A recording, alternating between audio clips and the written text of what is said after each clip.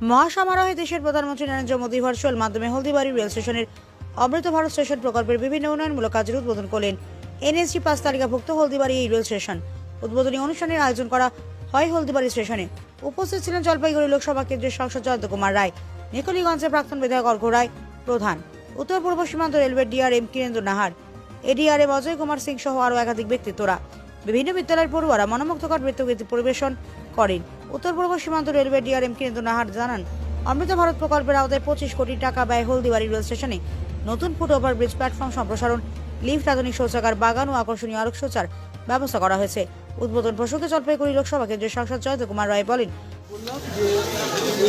এই কাজটা হলদিবাড়ির কিন্তু একটা উদাহরণ হয়ে গেল ডেভেলপমেন্টের ক্ষেত্রে।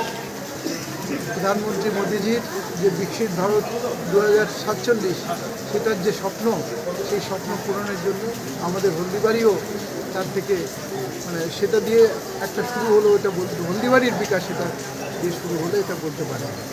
আর একটা জিনিস বলছি যে হলদিবাড়িতে এরকম স্টেশন আগে ভাবাই যায়নি। আজকে প্রধানমন্ত্রীর আশীর্বাদে আমরা এখানে আজকে হলদিবাড়িতে এরকম একটা উন্নত মানের অমৃত ভারত স্টেশন পেলাম। আমরা এর আগে দার্জিলিং মেলকে এখান থেকে ছাড়তে দেখেছিলাম। কিছুদিন আগে দেখেছেন যে Haldibari express, Haldibari superfast express, তার 3টে কোচ এসি করা হলো।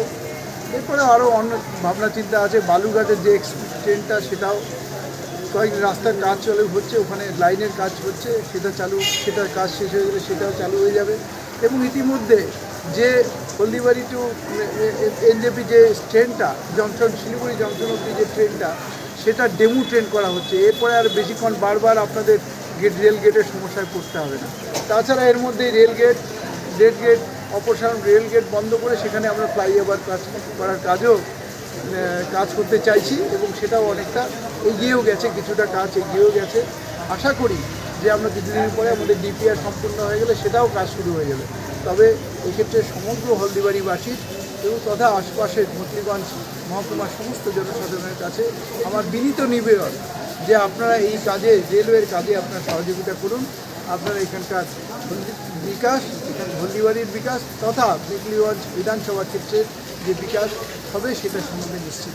উত্তর পূর্ব সীমান্ত রেলওয়ে ডিআরএম কিরেন্দ্র নাহার বলেন, अमृत भारत डेवलपमेंट स्कीम है। ये पुनर्विकसित स्टेशन हल्दीबाड़ी स्टेशन जो है आज उद्घाटन हुआ है। ये करीब 25 करोड़ का कॉस्ट का है। इसमें सराउंडिंग डेवलपमेंट से लेके जितना भी ये NSG 5 स्टेशन है, NSG 5 स्टेशन के लिए जितना भी रिक्वायरमेंट है वो भी प्रोवाइड किया हुआ है।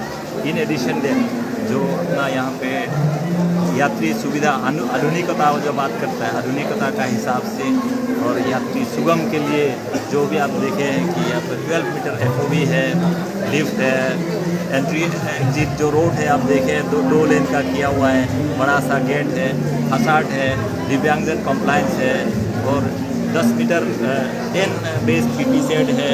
प्लेटफॉर्म नंबर 1 में, प्लेटफॉर्म 2 में 5 बेस PP सेट है। काफ़ी मतलब यहाँ पे डेवलप किया गया है। अराउंड